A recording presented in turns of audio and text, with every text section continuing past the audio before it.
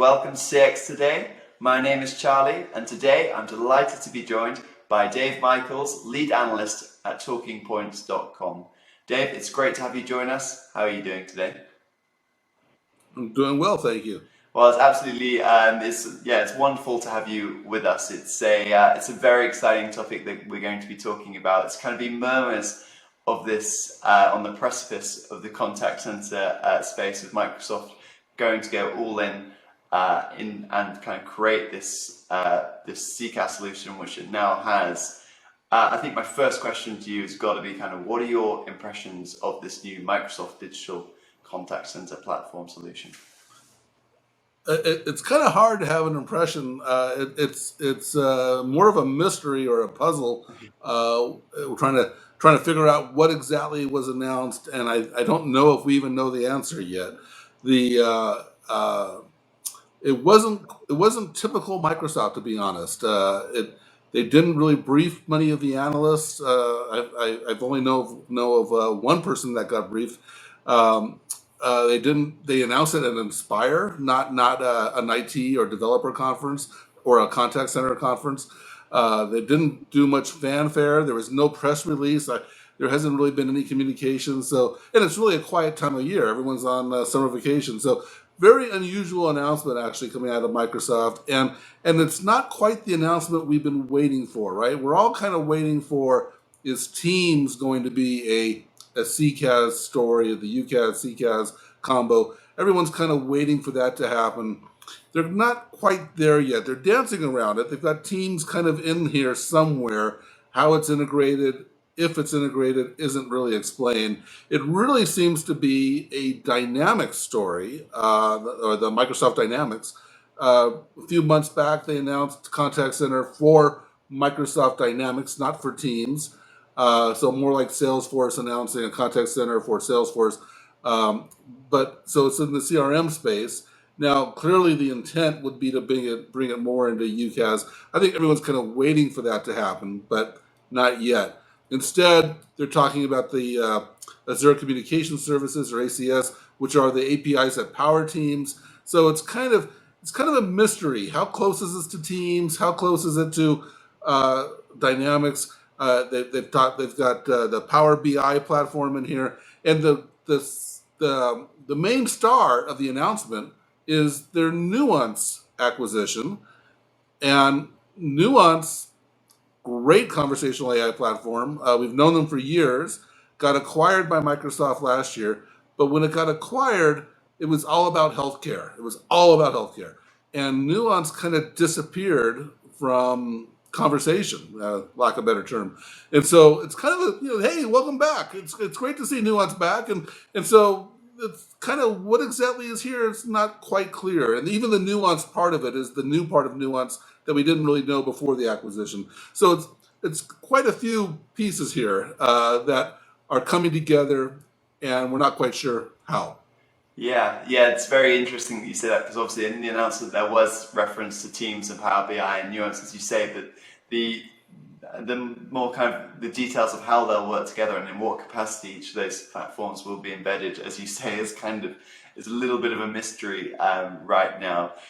So it makes my next question a bit tricky to ask you, because I was going to ask kind of what are the kind of capabilities that impress you most? I guess it's quite difficult to say, but can you have a stab at it? It is. If you look at what they've announced on their landing page, it's Nuance. And so this is really a Nuance coming out party. So Nuance had a great technology stack before. We recognize them. I run the Innovation Showcase every year. We recognize them. I don't remember how long back it was, but they had a beautiful biometric voice ID, so you can avoid your mother's maiden name type of thing. And so Nuance is a great company, great stack. But they were kind of changing their technology right during this acquisition. So this is their new technology.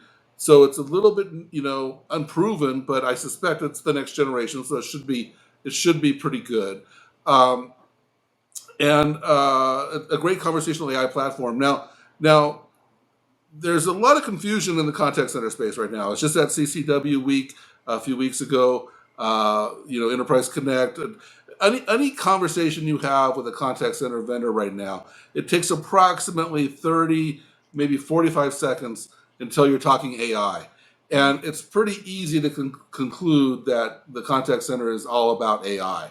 Um, that's kind of true, assuming you've got call routing nailed and figured out. And so when Microsoft's calling this a digital contact center, that it's not even clear what it really is, because sometimes we use digital contact center to describe everything but voice and telephony. But then they already announced that they had a kind of an entry level contact center for Dynamics. So maybe it's with voice and telephony already complete, or they mentioned in their press release they have their partnerships with companies like Genesis and Nice. And so maybe it's really meant to work with those more. It's a little bit unclear. But the thing is, like you take Nice, for example. Nice has some great conversational AI technology, and they also work with Amelia, which is like one of the top rated conversational AI companies. And so higher rated than Nuance. So if you're a Nice customer, it's not clear. Maybe if you're a Nice customer and a Dynamics customer and a Teams customer and a Microsoft 365 customer, maybe then this is going to look pretty attractive to you.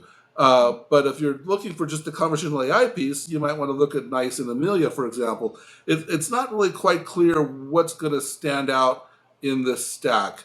Now, that said, it's clearly, just announced. It's going to get better.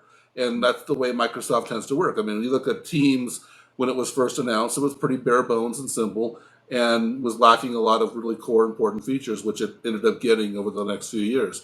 And so this is a starting point. So really what Microsoft's announced is their vision and intent, and now we have to see where they're going to go. Yeah, I think that's lots of very interesting points there. It's kind of, they do have lots of good building blocks together, but as you say, we don't really know their capacity. I think the Nice and Amelia example was really a fascinating one. So everybody kind of getting to grips with this situation. Lots of really interesting stuff. But I just want to take a step back for a moment and kind of just look at the overall CCaaS space currently. Do you think Microsoft's entrance, obviously being kind of such a big player, will help to shake it up quite a bit? This particular announcement, I don't think will shake it up. But again, they've announced their vision and intent. And when Teams' role becomes more clear in this puzzle, absolutely. Now the CCaaS space is, as you know, on fire, right? We're still adding. We're not even in consolidation mode yet. We're still adding providers. We just added 7x24 just recently. We had Zendesk. We added Zoom. All these vendors are still coming out of the woodwork saying, "Hey, we're a CCaaS vendor." And so now Microsoft's come out and said, "Well, hey, we're a CCaaS provider." So the space is still growing. We're going to hit a consolidation phase here any minute. I've been forecasting it for the past 6 months, but we keep on adding new vendors. But any minute, it's going to happen now. We're going to start consolidating. Now, the Microsoft play here is a little different because Microsoft's a giant cloud company, a hyperscaler, and so if you look at what Microsoft and Google and Amazon are doing, that's a kind of a different story than the whole CCaaS space, right? So both Google and Amazon have a contact center solution. In Amazon's case, it's Amazon Connect, and Google just announced last March a partnership with UJet. So they have a contact center engine and solution. They also, of course, have their AI stacks, and both companies are known for their AI stacks. So Google's got CCAI, and Amazon's got Lex and the Chime SDK CPaaS services that bring it all together. And so now Microsoft's basically saying, hey, we've got a little bit of a CCaaS that we previously announced, and now we've got Nuance, which is a pretty good conversational AI solution. So now the question is, how are these all going to fit together? So one of the big challenges, for example, we use a lot of chatbots. You want the chatbot to do self-service and solve all the problems, and that's great, but sometimes they don't, and you have to get to an agent. That handoff from the chatbot to the agent can be a little tricky, and that's something that the other vendors have worked really hard at perfecting. I've got no idea what Microsoft's up to here now. We've got brand new Nuance, we've got their own CCaaS, we've got Nice, we've got Genesis. There's a lot of moving parts here going on, and so they're going to have to establish and prove themselves before we could really evaluate that. Yeah, I think that's particularly interesting as well, how you were comparing it to different vendors within the space in terms of Google's. I know you've written an article for us at CX today on the entrance of Google into the CCaaS space. Also mentioned names such as Zendesk and Zoom. How do you think overall, in terms of overall capabilities? I know it's quite difficult, as you say, it's kind of a wait and see situation with a lot of this stuff. But how do you feel that Microsoft kind of compares against these other recent entrants into the CCaaS space? Well, like I said earlier, this is the contact center is incredibly complicated. It is really complicated, and it's going to take companies like Zoom, who are, Zoom is one of the fastest innovative company I know in the space. When they came out with Zoom Phone, people said, they'll never catch up, and they just, boom, within a year had it in, global offer and a lot of subscribers. Zoom announced Contact Center, I think it was late last year, right around the end of the year, and it still hasn't kicked in yet, and so I expect it will. But contact centers are really, really complicated. Companies like Five9 and NICE have been doing this for decades, and it's going to take Microsoft time. Most companies do acquisitions. In fact, Genesys, they acquired Interactive Intelligence to jumpstart their story. And so most of these companies are doing acquisitions, and Microsoft's going to try to build this from scratch. It's going to take them some time. It's going to take them a lot of time. Now, Microsoft is a big company, and when they decide to do something, it's like those James Bond movies where they open the door and there's all these guys doing kung fu or something, but they're all developers, and so they've got an army of people out there. When they would decide to do something, they'll do something, and they did that with Teams, and so, but Teams has taken years, and so I think that Microsoft's this is really more about intent.